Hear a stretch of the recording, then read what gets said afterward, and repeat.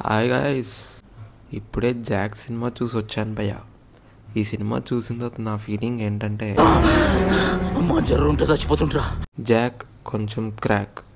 ఈ cinema crack ఏమో కానీ ఈ సినిమా చూశాక నా బ్రెయిన్కి క్రాక్స్ పడ్డాయి భయ్య. లోపలంతా సవ్యంగానే జరిగింది. పాజిటివ్ విషయానికి వస్తే ఒక సాంగ్ బాగుంది భయ్య, అదొక్కటే పాజిటివ్. ఇంకా నెగిటివ్ విషయానికి వస్తే విఎఫ్ఎక్స్ చాలా బ్యాడ్ ఉంది భయ్య. ఇంకా హీరోయిన్ ఎందుకు వస్తుందో ఎవరికి అర్థం కాదు. హీరోయిన్కి అసలు క్యారెక్టర్లో స్కోపే లేదు. సినిమాలో కామెడీ కూడా అసలు ఏం లేదు భయ్య.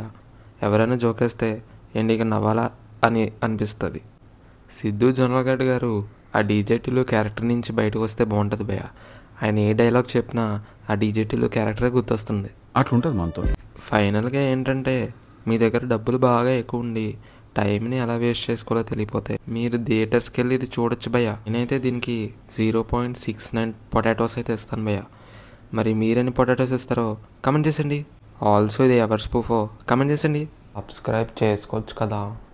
పూల చొక్క